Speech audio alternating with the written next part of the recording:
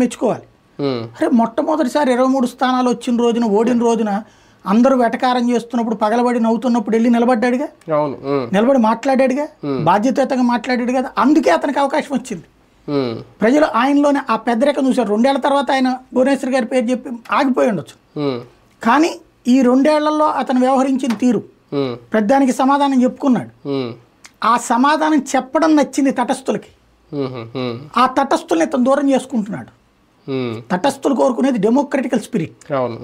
నేనేమంటానంటే నువ్వు మధ్యలో నాలాంటి వాళ్ళ ఆలోచన నువ్వు పో సభకి, ఏడాదో 2 ఏళ్ళు చెయ్యి, నిన్ను బాగా అవమానిస్తున్నారు చూపెట్టు జనాలకి, ఆ తర్వాత నువ్వు ఏదో కారణం చెప్పుకుని పో బయటికి. అప్పుడు దానికి ఒక శాంటిటీ ఉంటుంది. ఇదిగో మీకు ముందు బెంచీలు ఇవ్వలేదు 11, ప్రతిపక్షం అంటే ఒక పక్కన ఇవ్వాలి, కానీ మీకు ప్రతిపక్ష హోదా లేదు కాబట్టి మీరు వెళ్ళి లోపల కూర్చోండి అన్నాడు. ఎస్ చూపించు, నిన్ను చూపెట్టకుండా అక్కడ సభ నడవలేదు, లేదు నిన్ను చూపించకుండా చేశారనుకో, చూసారా జగన్మోహన్ చూపించడానికి కూడా భయపడిపోతున్నారని చెప్పు. 2-3 సెషన్స్ అటెండ్ అయ్యాక ఇంత అవమానాల మధ్య మేము వెళ్ళడం ఎందుకు, అందుకని ఆగానని చెప్పు.